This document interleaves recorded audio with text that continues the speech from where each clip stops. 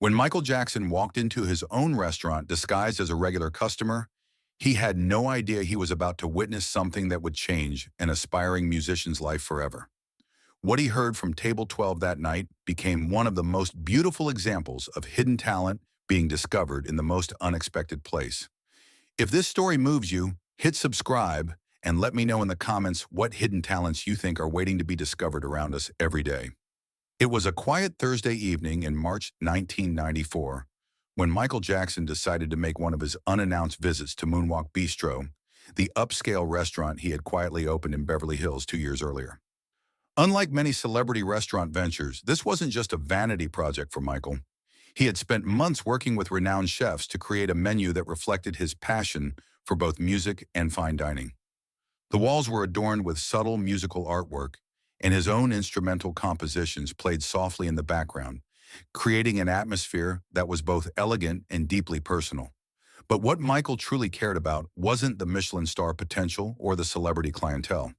He wanted to know if his restaurant was a place where his employees felt valued, respected, and free to be themselves.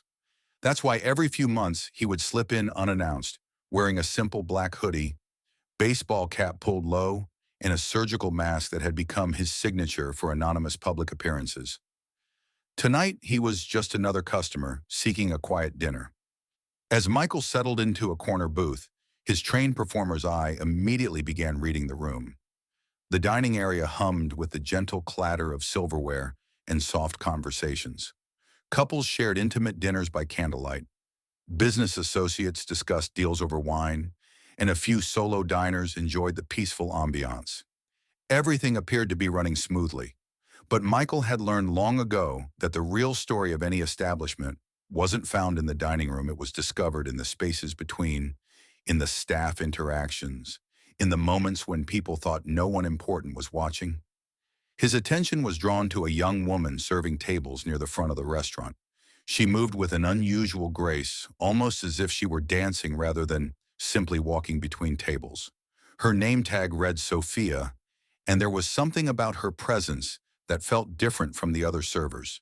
She smiled genuinely at customers, but Michael noticed a certain sadness in her eyes, a weight that seemed inconsistent with someone her age.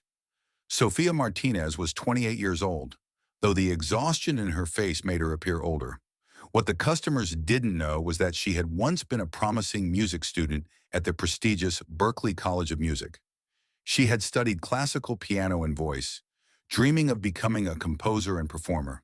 Her professors had called her a natural, praising her ability to blend technical precision with raw emotional expression. She had been only months away from graduating with honors when her world completely changed. When her son Diego was born 6 years ago, Sofia's life took a dramatic turn. The pregnancy had been difficult, but nothing could have prepared her for the challenges that followed. Diego was a beautiful, seemingly healthy baby, but as months passed, Sophia noticed he wasn't developing like other children his age. He wouldn't make eye contact, didn't respond to his name, and seemed to exist in his own world. The diagnosis of autism spectrum disorder came when Diego was 18 months old, and with it came a crushing reality. The specialized care, therapy sessions, and educational support he needed would cost more than Sophia could ever hope to earn as a struggling music student. The decision to leave Berklee was the hardest thing Sophia had ever done. She remembered sitting in her advisor's office, tears streaming down her face as she explained that she couldn't continue. Her professors had tried to convince her to find a way to stay, offering work-study programs and scholarships, but the numbers simply didn't add up. Diego needed her, and he needed resources that only steady, immediate income could provide. Sophia packed her dreams away along with her sheet music and piano books, trading her future as a composer for the uncertainty of whatever work she could find. Working at Moonwalk Bistro was supposed to be temporary, just until she could save enough money to return to her musical studies. But as months turned into years, her dreams felt increasingly distant. The tips were good, and the job provided the flexibility she needed to care for Diego, but each day she felt a little piece of her musical soul slipping away. Michael watched Sophia work for nearly an hour, noticing how she hummed softly while she cleaned tables, how her fingers occasionally tapped out rhythm patterns on the serving trays. There was music in her movements, music in the way she interacted with customers. It was subtle, but for someone who had spent his entire life immersed in rhythm and melody, it was unmistakable. Around 9:30 p.m., Sophia stepped into the small break room adjacent to the kitchen to take her scheduled break. The break room was cramped and utilitarian, with a small table, two chairs, and a refrigerator that hummed constantly. It wasn't much, but it was the only private space Sophia had during her shifts, the only place where she could drop the professional mask and simply be herself for a few precious minutes. She often used these breaks to call Diego, who stayed with her mother on the nights Sophia worked late. These phone calls had become the highlight of her day, the moments that reminded her why every sacrifice was worth it. Michael could see through the partially open door as she pulled out her phone and dialed a number. He noticed how her entire demeanor changed the moment she made the call. The tired lines around her eyes softened, her shoulders relaxed, and a genuine smile replaced the polite service expression she wore for customers. It was like watching someone transform from a tired server into a loving mother in the space of a single breath. What Michael heard next would change both their lives forever, though neither of them knew it at the time. "Hi, baby," Sophia said softly into the phone, her voice immediately transforming from professional server to loving mother. "How was your day with Grandma?" There was a pause as she listened to her 6-year-old son's voice on the other end. "You want me to sing our song?" "Right now? But I'm at work, sweetheart." Michael found himself leaning forward, straining to hear the conversation. There was something in Sophia's tone that had shifted, a warmth and tenderness that seemed to illuminate her entire being. "Okay, okay," Sophia laughed gently, "but just one verse, and then you have to promise me you'll brush your teeth and get ready for bed." Another pause. "Yes, the Michael Jackson song, our special version." What happened next made Michael's breath catch in his throat. Sophia began to sing, her voice soft and careful not to disturb the restaurant's atmosphere, but clear enough for Michael to hear every note. She was singing "Heal the World," but she had adapted the lyrics, personalizing them for her son. "Heal the world, make it a better place. For you, Diego, and for all our days," she sang gently. "There's a love that's growing, in your heart so true, and I believe in you, my sweet Diego." Michael felt tears forming in his eyes. Not only was Sophia's voice absolutely beautiful, rich, pure, and filled with genuine emotion, but she had taken his song and transformed it into something deeply personal, a lullaby for her special needs child. The way she sang with such love, such hope, such unwavering faith in her son's potential, it was everything Michael had ever hoped his music could inspire. But as Sophia continued singing, her voice growing stronger and more confident with each note, Michael became aware of another presence in the break room doorway. Jonathan Pierce, the restaurant's general manager, was standing there with his arms crossed and an expression of clear disapproval on his face. Jonathan was a man in his early 40s who prided himself on running what he considered a tight ship. He had been hired 6 months earlier specifically because of his reputation for maintaining high standards and maximizing efficiency. What he lacked in warmth, he made up for in results, or so he believed. Jonathan had been watching Sophia for weeks, noting what he considered her unprofessional tendencies.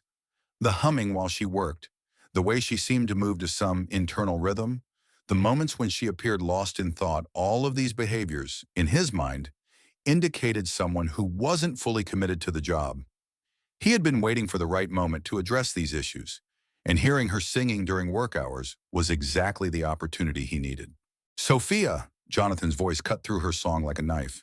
Sophia stopped mid-verse, her face immediately flushing with embarrassment and fear.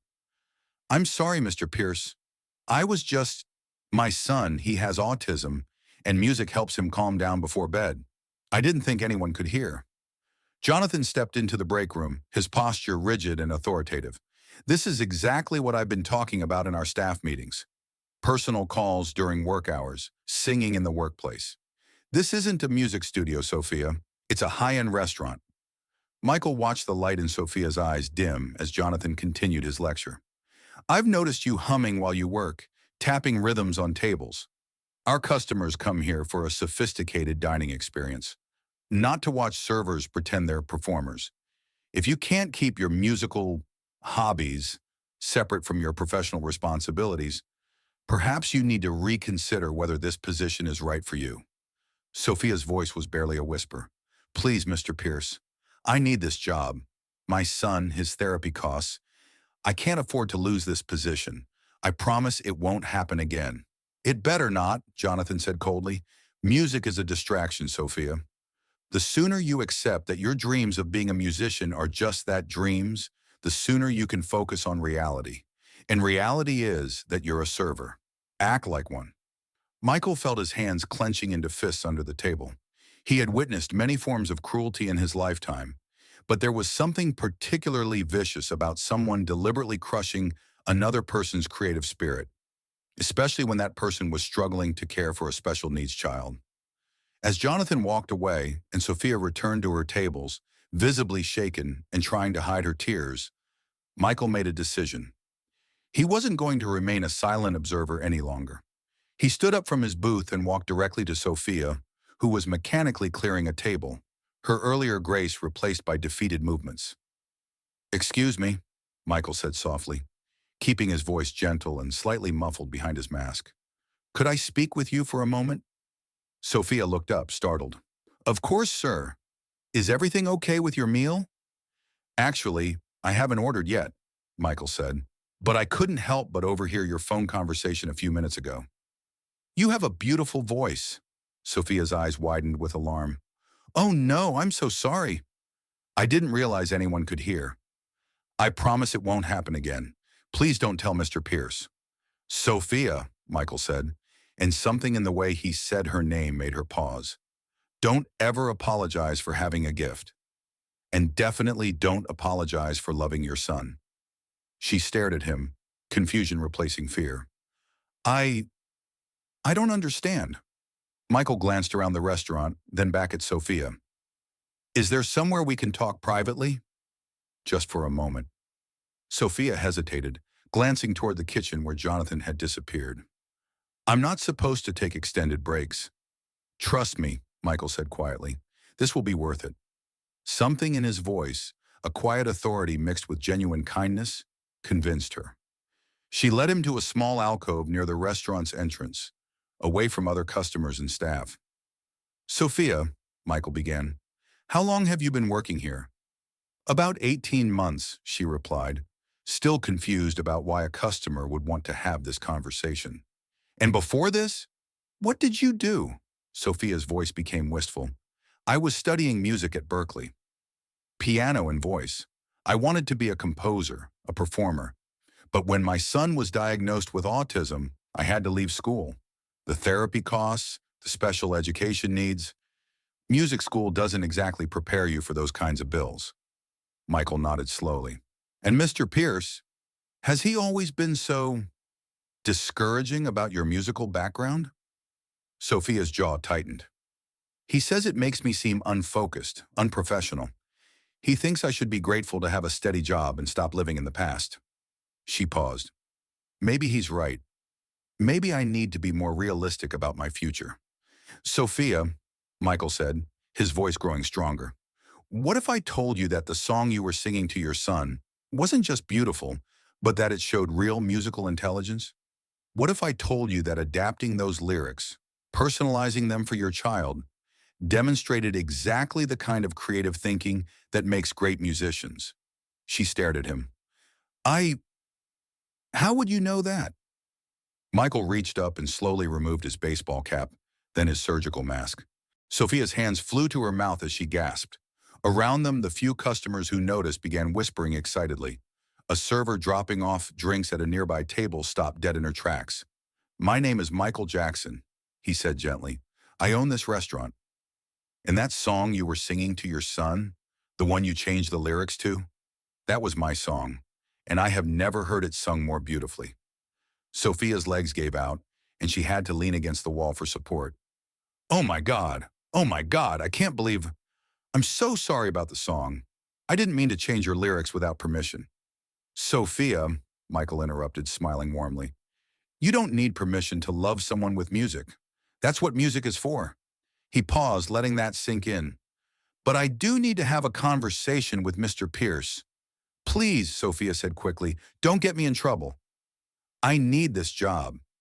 You're not going to be in trouble, Michael said firmly, but we are going to make some changes around here. 20 minutes later, after Michael had a very frank discussion with Jonathan Pierce about leadership, respect, and the difference between managing a restaurant and crushing human spirits, Sophia found herself sitting across from Michael in a quiet corner booth. I'm going to ask you something, Michael said, and I want you to answer honestly, not what you think I want to hear. Do you still want to make music? Sophia's eyes filled with tears. Every single day, but I can't afford to dream anymore.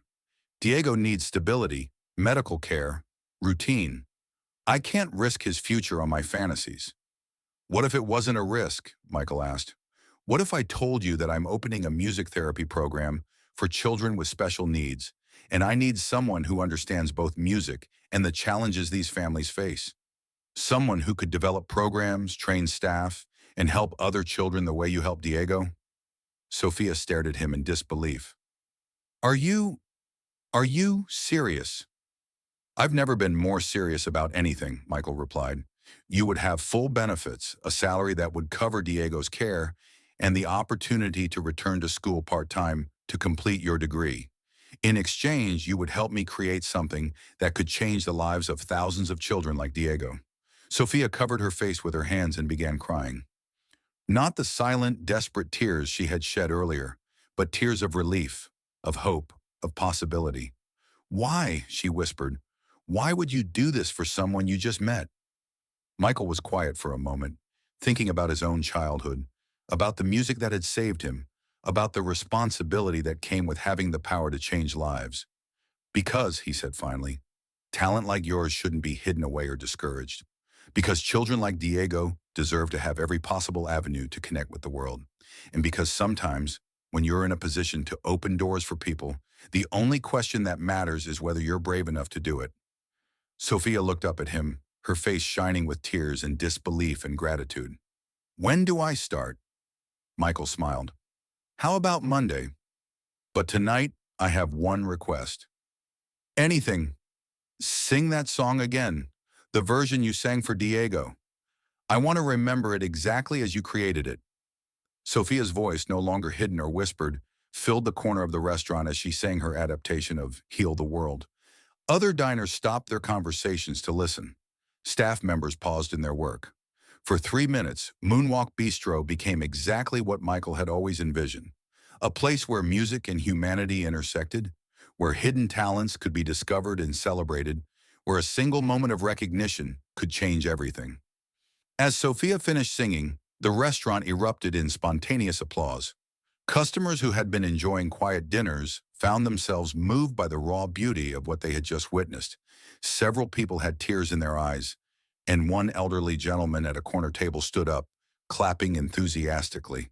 The entire atmosphere of the restaurant had shifted, transformed from a simple dining establishment into something magical, something special.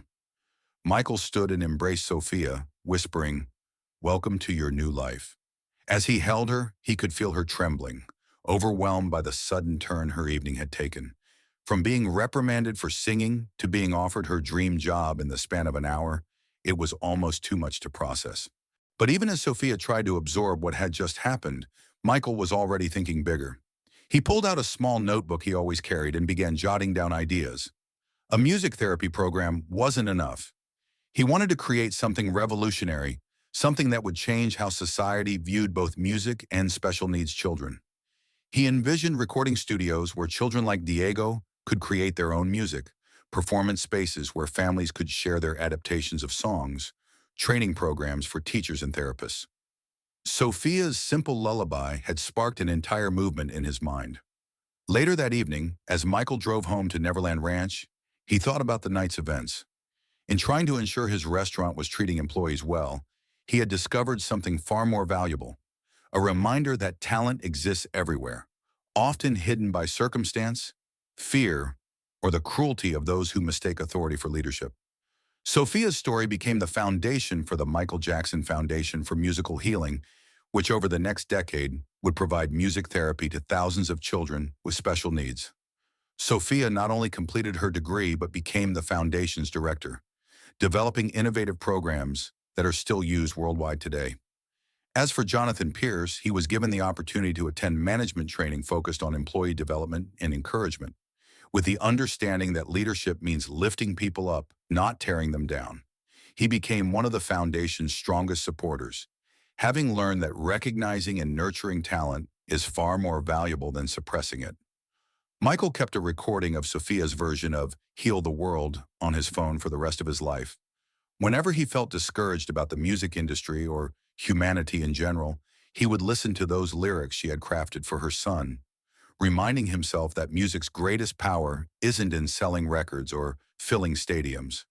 It's in the quiet moments when a mother sings to her child, when someone adapts a song to fit their own story, when talent is recognized and given the chance to flourish. Sometimes the most important discoveries happen when we're not looking for them. Sometimes the most beautiful music comes from the most unexpected places. And sometimes a single conversation can transform not just one life, but create ripples that extend far beyond what anyone could have imagined. The next time you hear someone humming while they work, or see someone moving to a rhythm only they can hear, remember Sophia's story. Remember that hidden all around us are people with extraordinary gifts, waiting for someone to notice, someone to believe, someone to say, your talent matters. Your dreams are valid. Let me help you make them real, because that's what true leadership looks like. That's what real power accomplishes, and that's how one person's recognition can become another person's revolution.